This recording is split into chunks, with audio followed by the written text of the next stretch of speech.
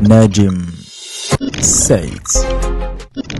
Na muvandimwe mu Islam, ni ryari uheruka gusara salatul witr? Ese wabuze ibyiza byayo? Ese wabuze ko bamwe mu bamenyi bagaragaje ko umuntu udasara salatul witr ubundi ntiwakagombye no kumugira umuhamenya? Reka tuganire kuri salatu al-witr. Bismillah walhamdulillah wa salatu wa salam ala rasulillah. Amma ba'd. Qala nabi sallallahu alayhi wasallam, intumwa y'Imana amahoro n'imigisha bimusakareho aratubwira iti: inna Allah amarakum bi salati. Mu byukuri Allah yamaze kubaha itegeko cyangwa se yabategetse gusari iswala. Hiya khayrun lakum min humuri na'am. Ngo iyi swala ni nziza kurusha ishyo ry'ingamiya zitukura. Salatul witr, ariyo salatul witr. ويقول أوتروا يا أهل القرآن. intumwa y'Imana sallallahu alayhi wasallam ikongera ikanagira inama ikomeye ku bantu biga Qur'an, ku bantu bakunda Qur'ani, ibabwira iti mujye musoma Qur'ani, musome Qur'ani mwifashishije salatul witr. Kuri salatul witr usome mu Qur'ani yawe. Inna hadha salatul azima. Mu byukuri iyi swala irahambaye. Hiya khitamu salawatil muslim. Iyi niyo yakagombye kuba iherezo cyangwa se gufunga umunsi w'umuyisilamu ku swala ze fi yawmihi, ku munsi we wa laylati, nijoro rye. Indama yusalli al-isha, igihe amaze gusara salatu al-isha, aw in'idami wa yuridu an yakhluda ila manamihi, cyangwa se akaza kwikerereza mu gihe ashaka kuryama akaza kubyuka, aw fi saati layla, cyangwa se akasara mu gihe cy'ijoro, aw man wafaqahu Allah bi an takuna fi al-akhir al-layla, cyangwa se kuwo Allah yashoboje akaza gusari mu gice cya gatatu cy'ijoro. Fahadhihi al-awqat kullaha waqtu lis-salati al-witr.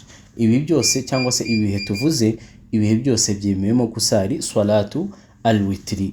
Kana nabi sallallahu alayhi wasallam, intumwa y'Imana sallallahu alayhi wasallam, la yatruku witr, ntabwo yajyaga reka iyi swala ya witri, ma'a rak'atay al-fajr, ndetse hamwe na raka ebyiri za mbere ya fajiri, min as-sunan ar-rawatib, muri izi sunna 12, la hadra wala safaran, haba ari mu rugendo ndetse haba ari no mu rugo rwe cyangwa se mu gihugu cye cyangwa se mu mujyi we. Bal wasalu at-ta'kid alayha 'inda ba'd ahli al-'ilm. Bamwe mu bamenyi baranagaragaje ko ari ngombwa ko umwemeramana, umuyisilamu wanyawe, ko agomba gusari iyi swala. Kal imamu Ahmad, nka Imam Ahmad aratubwira ati: bi anna ma lam yutar fa huwa rajul su. Ngo birahagije ko umuntu udasari witiri ari umuntu mubi.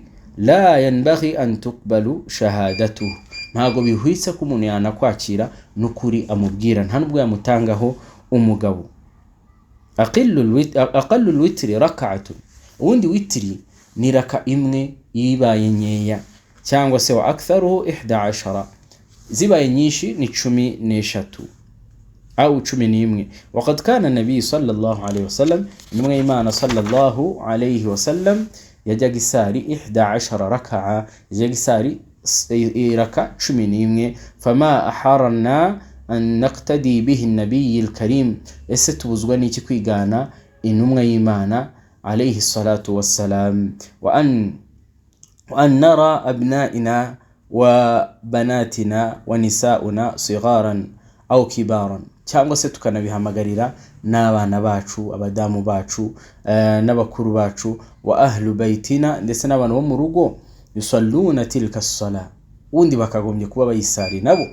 Liyakunu hadha al-amal minhum tazkiyatan lahum, kugira ngo iki gikorwa kizabe impamvu yo kwera no gutungana kwabo. Wa takmiriha linaqsin fara'idihim, kikaba n'intandaro yo kuzura kwiraka bakoze ariko zajemo ibibazo. Wa ta'widi lahum ala fi'li al-khair, ndetse no kubategura gukora ibikorwa byiza. Wa innaka la ta'jab min sinfayn min an-nas, wanatangara muri ibi byiciro by'abantu. Ahaduhuma yajhar salatul witr ma'a si'ati intishariha, umwe usanga atanazi n'agaciro, atanazi ngo salatul witr niki, kandi tuyiganiraho tuyigisha ibi byiza mubonye. wa azimi makanatiha, ndetse n'urwego ifite imbere y'Uwiteka Allah subhanahu wa ta'ala. Wal akhar, nanone wa muntu ushobora kugirira gahinda anatangaje no kubyumva, ya'lamuha, we azi salatul witr akazi n'ibyiza byayo, lakinahu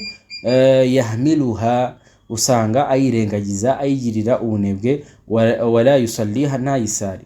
وقد ورد في الحديث، byagaragaye muri hadithi y'intumwa y'Imana sallallahu alaihi wasallam, man qama bi'10 ayatin lam yuktab min al-ghafilin.